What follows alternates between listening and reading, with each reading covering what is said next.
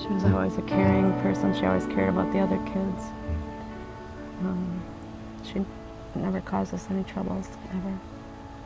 She's a lovely, beautiful child.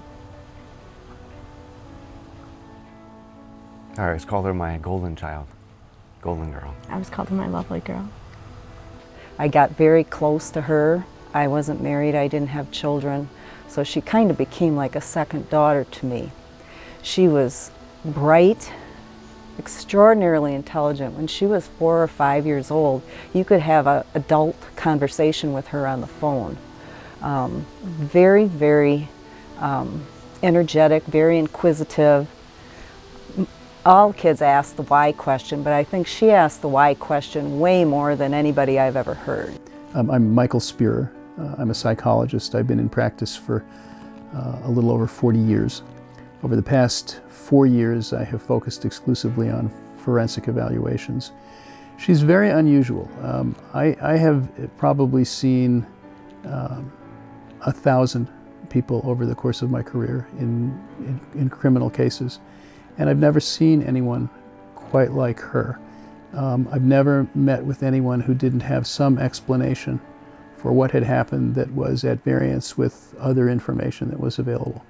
Erica's the only one that I can recall who, from the beginning, acknowledged what she had done, had no explanation for her behavior, but didn't deny that it had happened, and seemed ready to me to accept whatever responsibility she would have to take for that.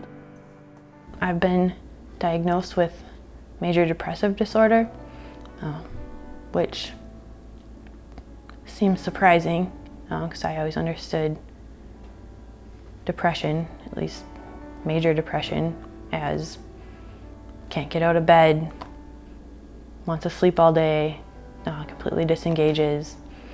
And I saw several close friends and roommates go through that, and that's not what I was.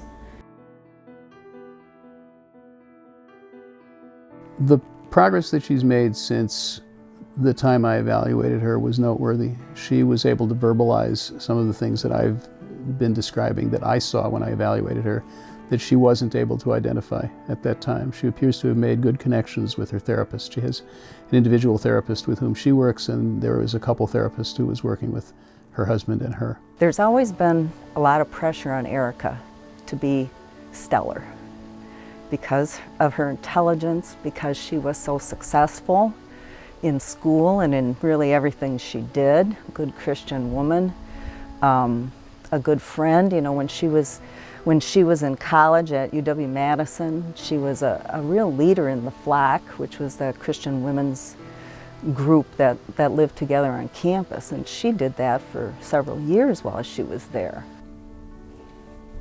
I want you to understand that I'm not who I was 7 months ago. I mean, a lot about me is the same. I still care about the same things. My passions, my interests are still the same, maybe with a few new ones added. But how I connect with the world, how I understand myself, how I handle emotions, how I recognize emotions, how I fit into relationships, just how I think and feel is not the same at all. I'm not that same person.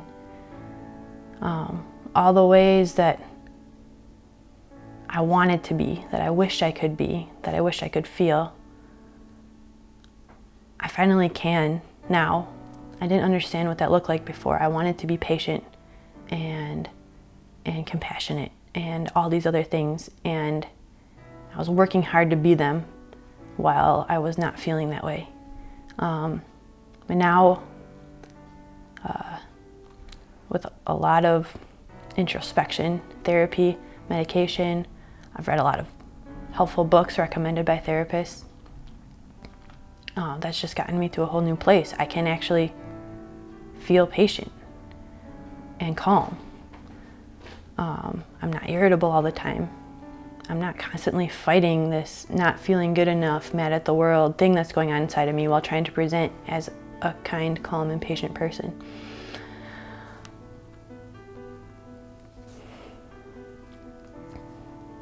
I want a chance to be that person for my family, for myself, for my friends, for my community, especially for my family.